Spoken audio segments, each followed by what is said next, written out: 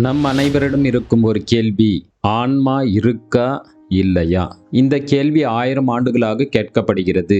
இன்று இந்த வீடியோவில் ஆன்மான்னா என்ன, அதை எப்படி உணரலாம் என்பதை நியூரோ சயின்ஸ் ஆங்கிள்லையும் பார்க்கலாம், ஸ்பிரிச்சுவாலிட்டி ஆங்கிள்லையும் பார்க்கலாம். அதனால் வீடியோ முழுவதையும் பாருங்கள். உங்களுடைய ஆன்மாவை உணர ஒரு அற்புதமான வாய்ப்பு இதுவாக இருக்கலாம். ஆன்மா என்றால் என்ன? முதல்ல பாடின்னா என்ன என்பதை பார்ப்போம். நம் உடம்பின் அடிப்படை என்னன்னு பார்த்தோம்னா, அது நீங்க சாப்பிட்ட உணவு, குடிநீர், சுவாசிச்ச காற்று, அதெல்லாம் சேர்ந்து உருவான ஒரு பிசிக்கல் ஸ்ட்ரக்சர் தான். அப்படின்னா அது நீங்களா அல்லது நீங்கள் சேர்த்ததா? நாம் நம் தாயின் கருவறையில் உருவான முதல் இதுவரை நாம் உட்கொண்ட உணவிலிருந்து உருவானதே இந்த உடம்பு. அதனால் நீங்க அந்த உடம்பு கிடையாது. இரண்டாவது, மனம்னா என்னன்னு பார்க்கலாம். மனம்னா நீங்க சிறு வயதிலிருந்து சேர்த்த நினைவுகள், அனுபவங்கள், பயம், வெற்றி, தோல்வி என்ற இந்த ஃபாஸ்ட் டாட்டாவிலிருந்து உருவான மெமரியோட கலெக்ஷன் தான் மனம். அதுவும் நீங்க சேகரிச்சது தான். சேகரித்தது எப்படி நீங்கள் ஆக முடியும்? அப்படின்னா நீங்க மனமும் கிடையாது. அதனால் நீங்க நினைக்கிற மாதிரி நான் சொல்ற இந்த உடம்பும் நீங்கள் இல்லை. பழைய நினைவுகளில் இருந்து உருவாகும் தாட்ஸும் நீங்கள் இல்லை.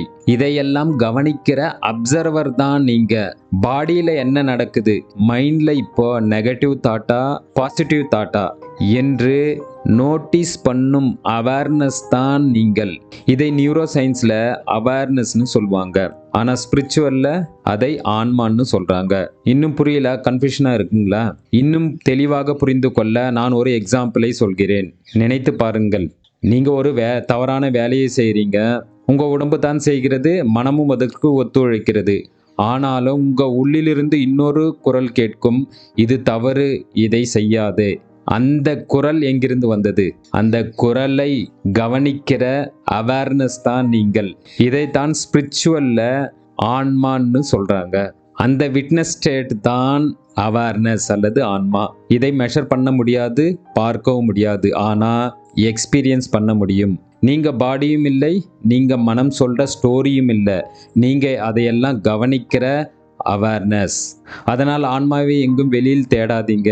அது உங்களில் தான் இருக்கிறது. அது உங்களுக்குள்ள தான் இருக்கிறது. அதனை உணர முயலுங்கள். உங்க லைஃப்ல அதிக முறை இதை உணர்ந்திருப்பீர்கள். ஆனால் அப்போ உங்களுக்கு புரிந்திருக்காது, இதுதான் நம்முடைய ஆன்மா அவேர்னஸ்னு. ஆனா இந்த வீடியோக்கு பிறகு உங்களுக்கு தெளிவு கிடைத்திருக்கும்.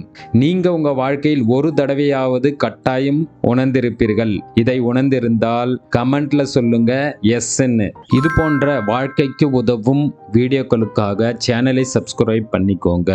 நன்றி நண்பர்களே.